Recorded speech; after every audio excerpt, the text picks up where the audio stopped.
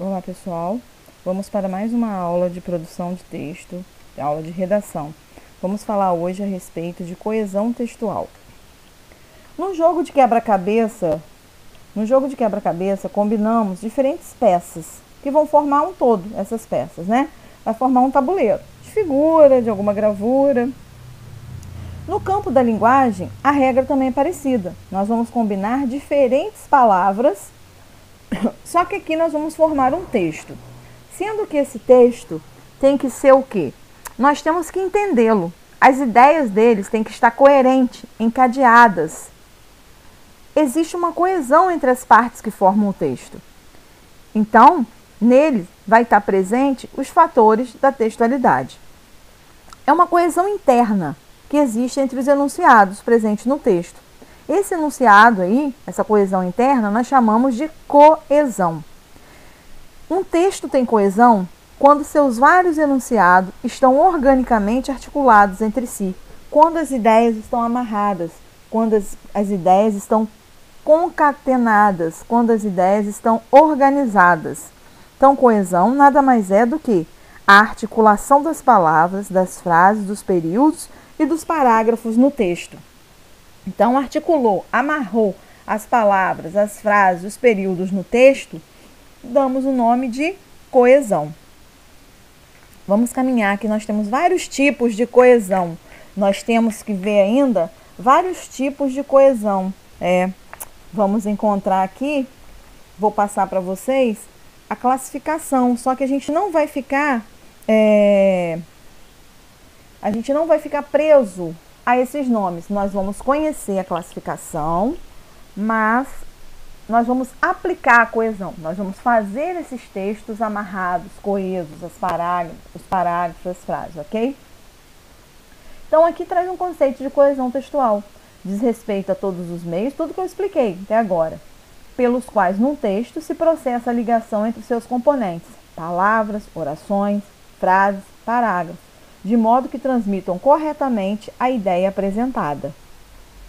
Então, coesão nada mais é do que a amarração do texto, a organização, ideias amarradas, interligadas, frases, palavras, orações, períodos. Características aí da coesão. A coesão tem por base o quê? Se baseia em quê? Retoma elementos que foram ditos anteriormente, articulação da informação conhecida com a que continua, que dá continuidade, a progressão temática, né, a ampliação aí do tema, utilização de conectores, preposição, conjunção e ideia de tempo que vai estar expressa. Então, isso tudo nós vamos ver separadamente mais à frente.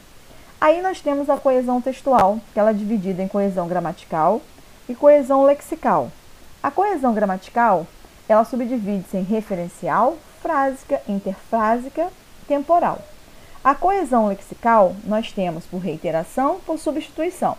Por substituição, ela se divide em sinonímia e antonímia, hiperonímia, hiponímia, holonímia e meronímia. E aí, pessoal, a gente não vai precisar gravar esses nomes, nós vamos precisar entender como é feita essa coesão, tá? Nós não vamos ficar presos a esses termos, ok? Nós vamos apenas entender como é feita essa coesão. Vamos lá. Coesão referencial é o quê? É um mecanismo que assenta na existência de cadeias de referência ou anafóricas, constituída por elemento linguístico, o referente, que é retomado por outros correferentes, cujo entendimento só é possível atendendo ao significado do referente. Então, o referente é uma base, é do que se trata, do que a gente está falando, tá? Isso é o referente, então nós temos que gravar. O referente é a base, é daquilo que a gente está falando. A coesão referencial concretiza-se com recurso, primeiro, anáfora. Anáfora vamos ver o que é anáfora. O processo pelo qual os termos anafóricos retomam no decorrer do discurso o antecedente já mencionado e respectivo valor. Nós temos que respeitar o valor, mantendo ativo durante o texto, durante o nosso caminhar no texto. Então, a anáfora é o quê? É a substituição do termo já mencionado por outros termos. Aqui nós temos o exemplo que ele vai estar substituindo o substantivo próprio Luiz por pronomes. Ele, que é o pronome pessoal reto, seu, que é o pronome possessivo, e o, que é o pronome oblíquo. Então, ele substitui o termo, base, a referência, o referencial, por seus pronomes. Vamos ver o exemplo. Ao sair da escola, encontrei o Luiz. E ele, quem? Luiz, disse-me que o seu médico, o seu quem? De Luiz, o atendera rapidamente. O quem? Luiz. Então, ficou claro? A coesão referencial por anáfora é a substituição do termo, do referente base, aí foi substituído por pronomes. Tranquilo? Catáfora. Ela é semelhante à anáfora, só que surge antes dos elementos linguísticos. Na anáfora, nós temos o quê? A base, o referente, e esse referente foi substituído pelos seus pronomes. Aqui é o contrário. A substituição aparece primeiro, na catáfora, a substituição aparece primeiro e depois aparece o referente. Vamos lá. Após a consulta e o que nela lhe fora dito, o jovem sossegou. Esse lhe está se referindo a jovem, ao jovem, né? Então, o jovem é o referente e o lhe é a substituição aí. Deu para entender? É a diferença entre anáfora e catáfora. Na anáfora, o referente aparece antes e depois as substituições. Na catáfora, primeiro aparece substituições, depois aparece o referente. Tranquilo? Elipse. Elipse é a supressão, é a retirada. É o sumiço da palavra, é a retirada da palavra. Fica subentendida a palavra ali, mas ela não está escrita. Fica um vazio. Por exemplo, o Armando foi à consulta e sossegou. O Armando foi à consulta e ele sossegou. Quer dizer, eu não coloquei o termo ali, eu retirei o termo. Mesmo retirando, eu entendi que foi Armando que ficou sossegado. Ficou claro a elipse? Então, elipse é a retirada do referente da oração. Correferência não anafórica. O que é isso? É a utilização de duas ou mais expressões que se referem ao mesmo referente, mas ninguém depende da outra. Então, são palavras novas que estão ligadas ao referente, mas uma não depende da outra. O pequeno exemplo, o pequeno gato aventurou-se no mundo. A cria ganhou liberdade, quer dizer, cria está se referindo a gato, mas um não está dependendo do outro. Tranquilo? Coesão frásica. Mecanismo que liga os diversos constituintes de uma oração ou de uma frase simples, de modo a torná-los únicos. Os processos são ordenação de palavras e funções sintáticas na oração e na frase, concordância em gênero e número de palavras, gênero aí está com acento errado, é acento circunflexo, regências, presença de complementos exigido pelo verbo. Então, a coesão frásica é a coesão da frase, é a organização das palavras nos seus lugares, ocupando a função sintática, sujeito e predicado, sujeito, verbo e complemento, né? Vamos ver os exemplos aqui. Uma frase coesa, vamos ver. Os meus vizinhos candidataram-se a um emprego na França. O referente é vizinhos, os está acompanhando o plural vizinhos e o masculino vizinhos. Meus também está acompanhando o referente vizinhos, que está no plural e no masculino, né? Meus. Candidataram-se, verbo está no plural, porque vizinho está no plural. E o complemento do verbo. Candidatou o quê? A um emprego. Em que lugar? Na França. Então, aí a frase se torna coesa, porque ela está ordenada corretamente. A concordância está correta, como eu já falei em gênero e número. Gênero masculino e feminino, aqui tudo no masculino, e número plural ou singular, aqui está tudo no plural. A regência do verbo foi respeitada, que exige o complemento, o objeto indireto, né? Então, essa é a organização frásica. É uma frase que respeita o gênero, o número, a concordância, a regência. A coesão interfrásica, ela vai ligar frases simples e frases complexas também aos parágrafos, onde vai garantir a unidade semântica, mas vai mostrar a dependência entre elas. Nós temos aí, quando nós temos as orações coordenadas, as orações subordinadas, quando nós temos conjunções, preposições, a pontuação. Vamos ver o exemplo. Pelo exemplo fica mais fácil. Decidi sair cedo, mas não cheguei a horas porque fiquei preso no trânsito. O mais e o porquê está amarrando a oração. Outro exemplo. No Natal, Lourdes ofereceu uma boneca à filha, vírgula, dedicou o poema à mãe e preparou toda a ceia com o marido. A vírgula e o e também deram a coesão à oração. Está amarrando.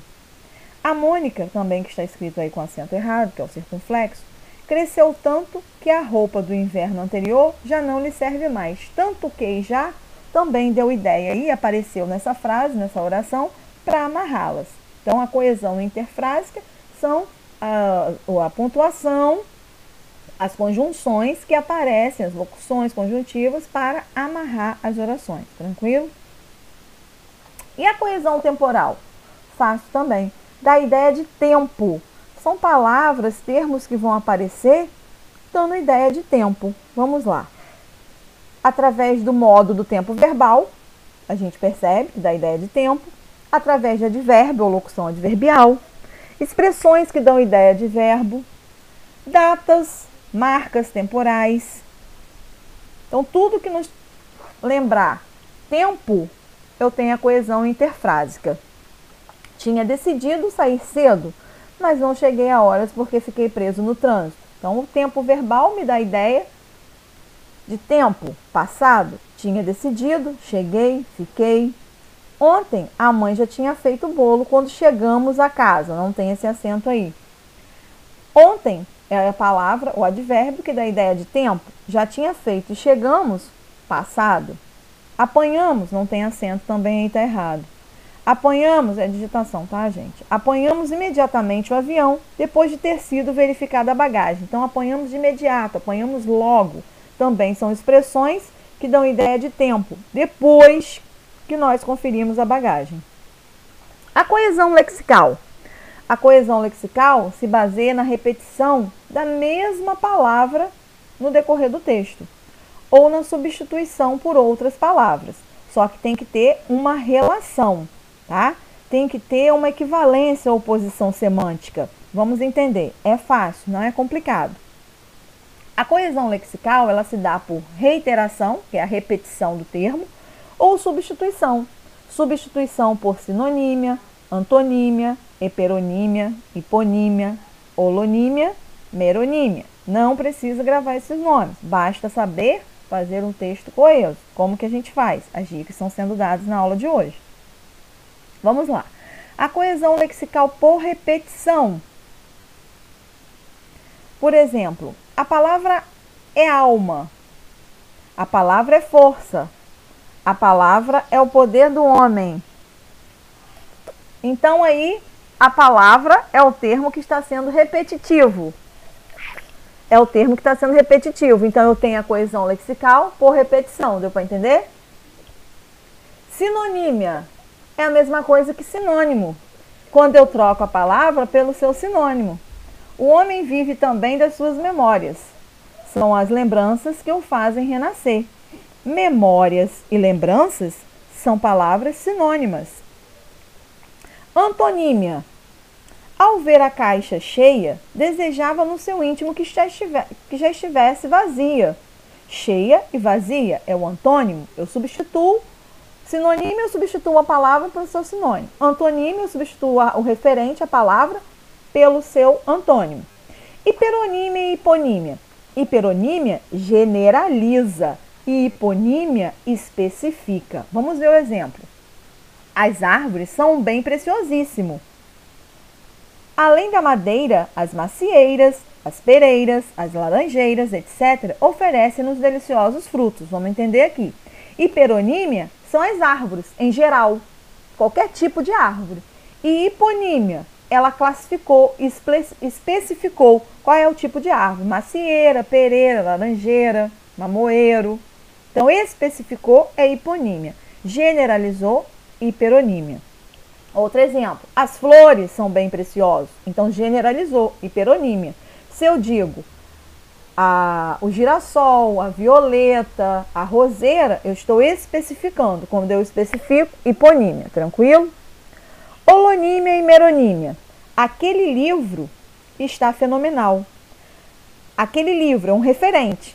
Da imagem da capa ao grafismo da contracapa e bandanas, já para não falar do conteúdo, tudo está em harmonia perfeita. Então aqui, a holonímia é o livro, é o referencial.